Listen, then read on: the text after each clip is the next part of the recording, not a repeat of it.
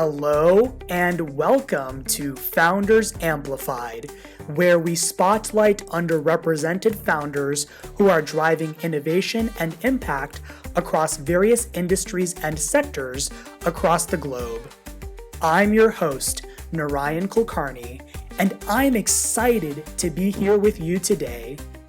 Today's guest is Ifeoluwa Wole Osho. Ifeoluwa Wole Osho is the founder and CEO of Aje, a blockchain-powered social commerce platform. Originally from Nigeria and currently based in Lagos, Ifeoluwa is a diaspora returnee founder with a Ph.D. in engineering, where his research focused on improving how efficiently we harness energy from the sun.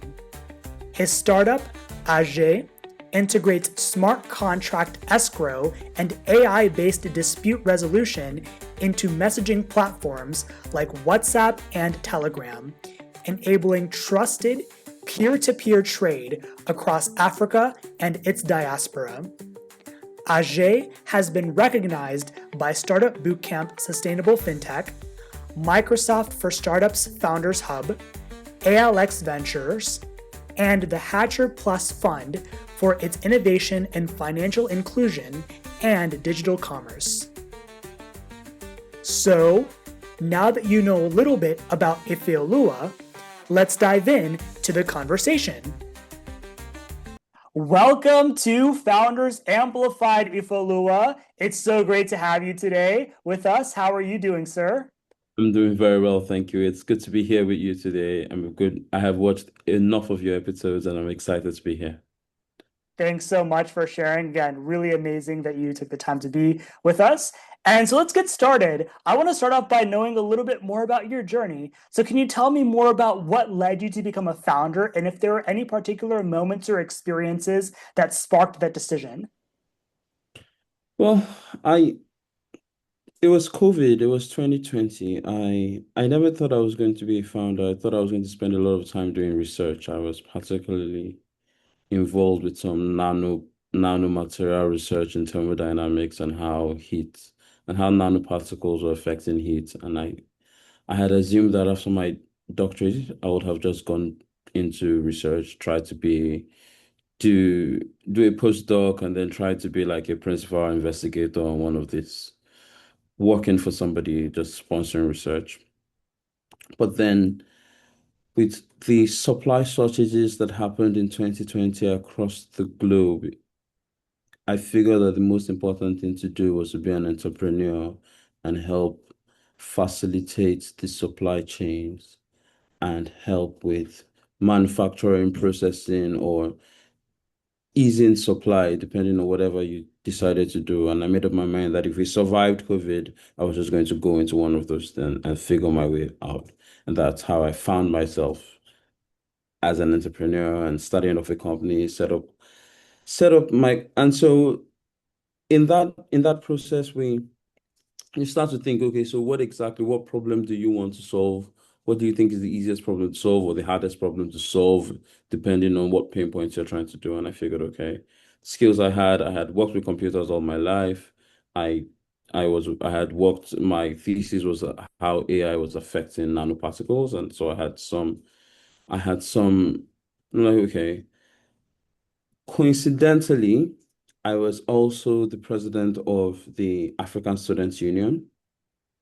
And doing that, I set up this market groups and everything was going well. I was using to pass information to students, and then scammers now got into the groups and started using as avenues to scam students of things.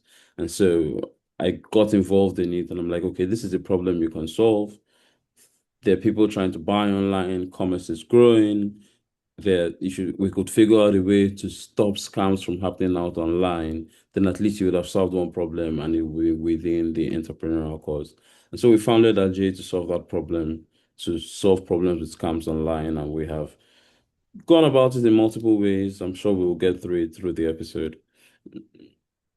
Very cool. Thanks for sharing that overview of your journey. It's really cool to hear how your desire for expectation of going into research, then it went into an arc of continuing that, but then going into a social finance angle with Ajay. So thanks for giving an overview of what that's like. Now, I'd like to delve a little bit more into your journey. Can you tell me and our audience about anything about your identity or your story that you feel give you a unique angle or perspective as a founder? Well, yes, of course. I mean, I'm particular. So right now I am focused on the African market mainly because I'm African. I see the issues. I see the issues from an African perspective, why we have some of the issues we have, why we have the issues with trust. Also, I was a student in a foreign market. I was a diaspora student, and then you now saw the issues with how difficult it is integrating with new markets as a foreigner. You get here, like I was a Nigerian who spoke English and Yoruba, and I got to live in Turkey for 7 years. I had to learn Turkish, but the first few years, like you don't know how to learn the language. There's a lot of scams because you have no roots. You don't know who to trust in a new society, and building trust around that gives me a unique edge. That's exactly why I feel that this is a unique product for me to build because of all the personal identities that make me unique in solving this problem. I see. Thanks for sharing that. Of course, it's exciting to hear that as a someone who's from Africa, from Nigeria, who has that experience that gives you a firsthand perspective. But also your point about trust and having to build that through going to different countries. I think, as you've talked about, and as we'll go into in my next question, the trust part is super important to Ajay. So, can you tell us more about? What are you doing with Ajay that would make people in fintech or social platforms look at you and say, "Oh, I've never thought about solving this problem in that way." Can you tell us more about the innovative nature of what you're doing in that sense? So one of our goals is to always be innovative. And so interestingly, if you asked me this question 3 months ago, you probably got a different answer than you're getting now. And I'm hoping that maybe 6 months time you're getting a different answer than you're getting now because we want to iterate on innovation. But initially, we started off as providing an escrow service on a mobile application and a web application. And while we got some traction with that, we think that a more innovative approach will be making it as a function of a bot, where it's an AI trading assistant that allows you find things online at the cheapest price based on the location that is away from you, gives you an ability to generate an escrow payment link where you don't have to pay directly to the vendor, but you pay to the bot, the assistant, who holds it until delivery is complete. And then both you and the vendor can rate each other, all done within Telegram or WhatsApp or any of the social commerce services that you do. And so that is what we're pursuing now. We already have a bot live on Telegram and we're working on the WhatsApp bots that can help facilitate us trades. But who knows, in another 6 months' time, we might be doing a different way, but all in the same vision of trying to facilitate trust online. I see. Thanks for sharing. And so, just to level set with our audience, because we have an audience from a lot of different industries and parts of the world, can you, and we both know what an escrow is, but can you define what an escrow is in finance and can you tell us why having a bot as part of like Ajay is particularly unique? Okay, so an escrow service is a third-party service that allows a middleman trust service. So say I want to buy the shirt off your back and we have never met before. We've met a couple of times, but say we've never met before and I don't trust that you will sell that shirt to me in good faith. It is possible for us to find a trusted third party where I pay the money to, and you then, on delivery of the shirt, get the money from the trusted third party service. So the idea is that we provide that escrow, that third party layer, and with a bot, first of all, it reduces friction for users. So if you already have Telegram or you already have WhatsApp and you're already using it to do transactions, if you have a bot on WhatsApp and on Telegram, it reduces the friction of you going to have to go somewhere else to use the bot. But also, there's a layer of trust that is built into using a platform that you're already using before. So having a bot service on those platforms as well. We still have our mobile application that we are running as a bot service as well. But now we are focusing on WhatsApp and on Telegram to provide that bot service where you can just say, I'm trying to buy a gold tie, and it scours the internet to social vendors around you, give you a list of 5 gold ties within your WhatsApp message, and then you can just start negotiation, agree on price, pay, and wait till you get the tie before the money is released. I see. Thanks for sharing. I appreciate again the perspective on trust. I think that that's so critical. Can you tell us more about how Ajay is planning to or thinking about using AI and how it's solving its problem? So yes, right now, we're in development of our bot service, as I said. So now we divided into like 13 commands, and it's login, sign out, sign in, post a flyer, buy, sell. There are 13, I could list them all out. But then now we are using AI. In fact, we're combining a bunch of models, so ChatGPT 4.5, Gemini, and DeepSeek to make it conversational. So now, if I just talk to my bot and say I would like to log into a J, it's just going to say, okay, generate a user interface where you can put in your password, and tada, you're logged in. If you say, I want to buy a black shirt, it immediately gets to understand what you're trying to say, gives you black shirts that are 50 kilometers away from your location from a vendor that you can buy. If you say, I don't want to buy escrow, I want to get to a shop, it generates a map and how many minutes away it's going to take for you to get to that vendor. So it's now for our bot is AI. Ultimately, I was talking with my CTO that while we're at it, once we've been able to deliver this, we should start thinking about leveraging on the data that we generate to develop models of our own. But ultimately, we will get there. I see. Thanks so much for sharing. So appreciate again your perspectives on trust, the technical aspects of what Ajay is doing. When I was zooming out about another question about innovation, can you tell me and our audience a little bit more about what something that Ajay is doing that changes how people think about payments and trade more broadly? Well, if successful, you will not have to, you will just need to mention to your assistant what you want and forget about it, and you have the delivery on your doorstep. So I will just say, I want a gold tie, and you say, I'm on it, and then you'll have a gold tie on your doorstep within X amount of time. And you can actually put a time frame to say, I want a gold tie by Wednesday, and then it will do that. It will activate your payment, take money out of your wallet, pay the vendor, assure that the vendor gets it to your door, release the money. Just by saying that. That's if we're successful, that's where we hope to be.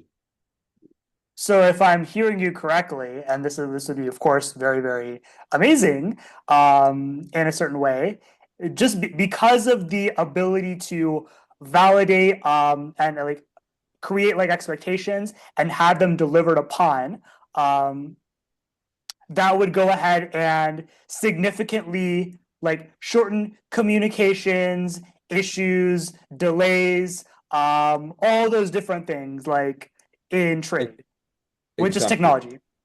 Yes. So you just it'll be useful the way you can just talk to Siri and expect it to tell you the exact temperature. You should be able to talk to a J and just expect it to deliver on whatever you're trying to do. I see, and thanks so much for sharing. And I want to pause here because for again, especially for the audience members who are not in fintech or have not like aware of fintech, it might seem very simple, but like this is a very, very complex issue. There's so many different players behind the scenes who are working in payments and trade. Just the process of getting one thing to the next, like supply chain is one thing, manufacturing is one thing, but there's so many other fintech players that have to go into like the mix as well. So to what you're saying, like yeah, this is of course really, really big, and I want to just emphasize the gravity, especially for those who are not in fintech. So those in fintech will understand, but like those who may not be as like intimately familiar with the nuances of what's there. But now this leads me to my next question, and which is a bit more about impact. So can you tell me? So you talked a little bit about what that would look like, what Azure would look like if it, what payments and trade would look like if it were successful.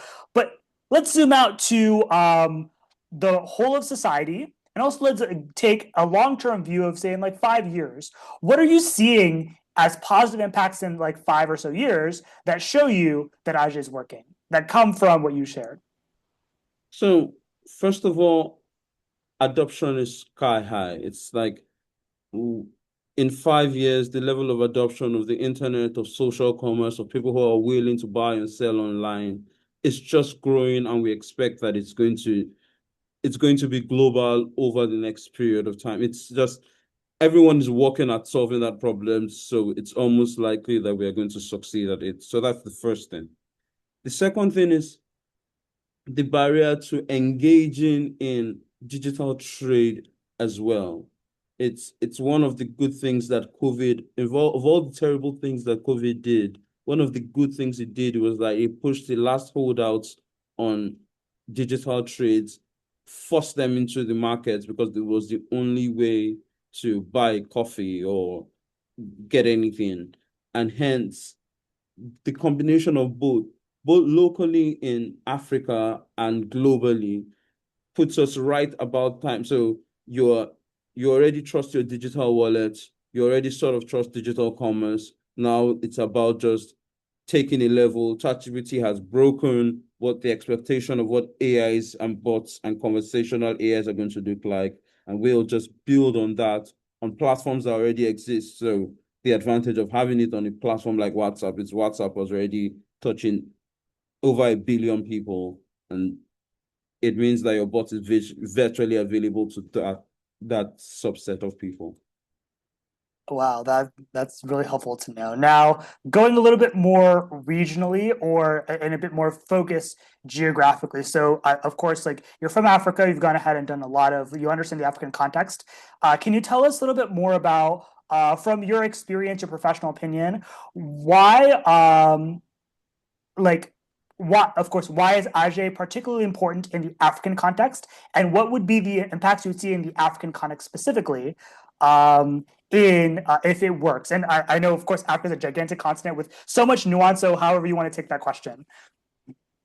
So of we're the least trust market. So when you measure trust in the market, Africa has the least trust. So we don't, our contracts are hard to enforce. It's where we need to, so you don't PayPal. So when I pitch Ajay to foreign investors, the first thing is like, doesn't PayPal already do that? Like, because PayPal has built a level of trust where I know if I pay you through PayPal, I can basically get my money back. I'm kind of fine. But in the African context, it doesn't have that. PayPal doesn't have a bot, doesn't really facilitate trade. But in the context of providing the trust currency that allows you facilitate trade, PayPal already has like that market. And so building that kind of vehicle here first, and the difficulty of doing so makes it, in my mind, easier for you to scale when it's time to scale to foreign markets. I see. Thanks for sharing. Again, one thing I just want to underscore for our audience, again, I'm sure you know this, but Africa is such a, I know this because I have worked with supported founders in all different parts of Africa. Africa, it's such a complex market. There's so many nuances of culture, regulations, etc. And yeah, to your point, like, so, and sometimes there can of course be challenges of trust in any market, but like I appreciate your angle that like there's low trust in like from what you found. But yeah, like I guess I just want to viewers to know that Africa is not a monolith, like, and there's so much complexity. And what you're saying, like, sometimes if one operates in a continent, a very very complex like place and creates that, then that can have really powerful ripple effects and prove a concept that then can be very globally scalable. So I appreciate your angle on that. Thank you. The next thing I'm curious about. So you've obviously been on a very nuanced journey. You've gone ahead and done lots of things in your work. So you've learned tons, I'm sure, with Ajay and in your entrepreneurial journey. So can you tell us and our audience what is one thing that actually no, let me start with this. What is something that you learned about cross-border fintech and building in cross-border fintech that was the most unexpected thing, and why? Well, it was the level of competition in the market. Like I got into the market thinking, well, I'm the only one thinking about the problem. And then like when I finally got in and I built the company and I started going on exhibitions and talking to other founders, and I'm realizing, wow, there are a bunch of people thinking about different innovative ways to solve the same problem. So around FX, around asset management, around property, there's a lot of innovation across the market that I truly didn't expect. It's like it's the kind of things that only when you're in it, you start to observe how vast and complex the market is with different players, all because of what you previously said that it is not a monolith. There are a bunch of small players in multiple different things, all trying to find a way to just break out. And it's a very competitive market, and I welcome all the ideas and all the competition from all the different sources. No, thanks so much for sharing. So I want to again emphasize this point. So yes, Africa is as a continent is such a complex continent with so many different such variation. Cross-border fintech is also so complex. And I want just for again for those that are not in the fintech industry, when we say cross-border, that's between any two. One of the simplest way of thinking cross-border is between any two national borders, of course, between two adjacent countries, but Any two also yeah. currencies, any two currencies, when you have to do Sorry, transactions, currencies. My correct. My mistake. and Any two currencies. Yes, like it's, is another key way of thinking about like cross border. yeah. So yeah, thanks for sharing your perspective. The next question I had was, what is one thing you know now about being a founder that you wish you'd known when you started? So specifically about building a business. Well, it's that if I knew what I knew now, I would have started much earlier. Like I would have started my first business at as soon as I finished secondary school. Because you learn so much from doing than from learning.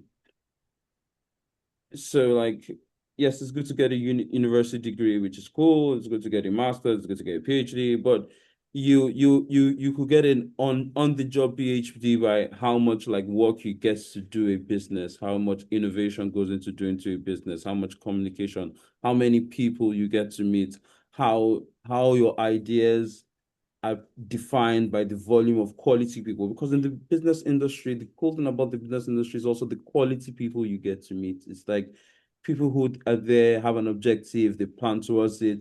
They're not they're used to reaching goals, and to surrounding yourself with those kind of people earlier, I believe would have helped me a lot more. But I'm glad that I did it, that I'm doing it now. Well said. The metaphor of an on the job PhD is very powerful, and I appreciate that you shared that. Can you tell our audience anything else about building in the African market that you was unexpected, or like serving the African market that was unexpected that you learned in your journey with building Ajay? Well, I learned that talent is hard to keep. It's you. It's a very. It's hard to keep talent, and maybe it's just because I'm a startup. It's difficult to keep talent over a long period of time. You have them for a year, they get a better job with a good company, and they're like, ah, It was really working with you, but we're getting paid 4 times as much. It's nothing we can do. So yeah, I didn't know how hard competition for talent is, and it's always sad to lose talent, especially if you took time to train them. But it's part of the game, isn't it? I see. Thanks so much for sharing. Now, how can people find you and how can they support your work? So www.aje.africa, that's aje.africa. You can sign in, talk to our vendors, see what they have to sell. There are different things they're selling in the African markets, and you can be sure to buy with trust. If you want to find me personally, I am on LinkedIn at Ifeoluwa Wole Osho. My name will be attached. I'm sure it will be added to the description in the podcast when the episode is out. And yes, just aje.africa. Thank you. Of course, and yes, to our audience, you will see Ifeoluwa's information in our show notes. Now it's time for our signature question. Can you please fill in the blank? I amplify. I amplify Jesus. Wow, I amplify Jesus. I'm curious. Can you tell me more about why you say that in the context of this episode? I'm just out of curiosity. Well, ultimately, I live to please God, and I'm a Christian, and I live to amplify in everything I do. I hope that God ultimately gets reward and gets glory. I see. Thanks for sharing. And I say this because when I ask this question, people will often say things like, I amplify something about their business or the audience that they serve. But in your case, like for everyone, it is something that they deeply hold personal and which drives them. And I appreciate that you have shared in your own way that like Jesus, being a Christian, etc., drives you. So thank you for sharing your answer and in your way and what is true to you. I really appreciate hearing that. Thank you very much. I just want to say thanks so much for being on the podcast and just sharing your journey and your insights with us, Ifeoluwa. It was so cool to hear about what you're doing with Aje, how that's innovative, and all the impact that's going to be enabling. And I also want to take a step back and just reflect on the conversation. I mean, there's so many different things that I think were very valuable, but a few things that stuck out to me for just in the moment are, so number one, I love how you're able to explain really complex concepts in a very simple, very down to earth, very encouraging way. I know like fintech is very complex. As the audience can tell, I have a very electric, very verbose sometimes style. And I just have a natural energy about me. So I really appreciate people who bring that in this type of forum. The other thing which I appreciate is the emphasis on trust. I think the element of trust that you've talked about, how you're able to talk about it both from an emotional standpoint, but also from a system standpoint in how you're programming your business. I think that's also really, really important. And finally, I just think that what you're doing with Aje, and you spoke to this really nicely, I think being able to like social commerce is a really, really important place, and being able to explain the why around it and talk about the why is valuable. And finally, just giving our audience a firsthand perspective on like what it's like to be an African founder. I think all of those in concert, you communicated with a simplicity and a like a profundity, which I think is shows a level of mastery in this field. So, and I appreciate your sharing that with us. So, thank you. Thank you very much. Thank you. Thank you. You're far too kind. I I'm very well taking compliments, so thank you. You're most welcome. So again, I really enjoyed our episode today, and I look forward to staying in touch. But I just want to say I want to bid you goodbye, and I hope you have a wonderful rest of your day and near future in building Aje. So bye for now, Ifeoluwa. Thank you. Thank you very much. Bye.